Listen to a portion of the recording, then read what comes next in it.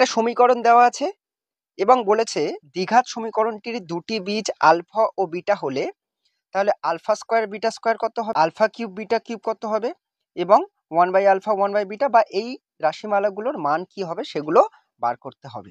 তাহলে এটা কিভাবে করব? 5x² plus 2x minus 3 equal to 0, এটা একটা সাধারণ সমীকরণ ax² plus bx plus c এই সমীকরণটার সাথে তুলনা করব।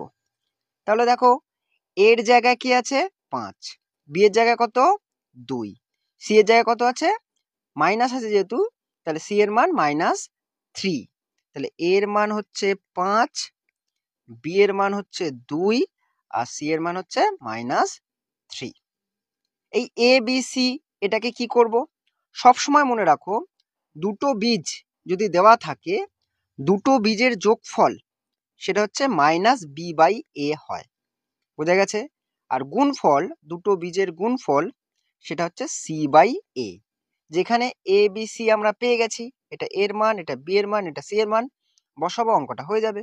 প্রথম প্রশ্ন বলেছে alpha square plus beta square, তাহলে 1 নম্বর আমাদের বলেছে alpha square plus beta square, এটাকে এ স্কোয়ার প্লাস বি স্কোয়ারের ফর্মুলায় আমরা ফেলবো।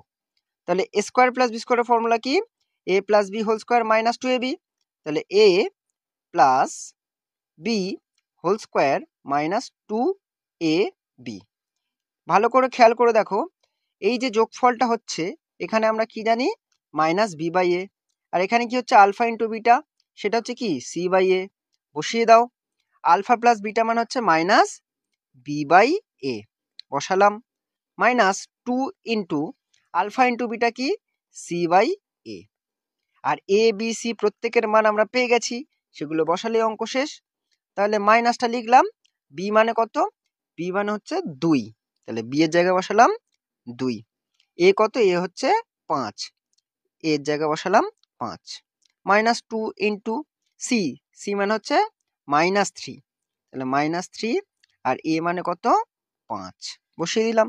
দেখো স্কোয়ার আছে, তাহলে কি হবে 2 দুগুণে 4 আর 5 5-এ 25, মাইনাসটা থাকবে না যেহেতু স্কোয়ার আছে। আর এখানে কি হচ্ছে এই মাইনাস গুণ করে প্লাস হয়ে যাবে, তাহলে 3 দুগুণে 6 আর নিচে কত পড়ে আছে 5।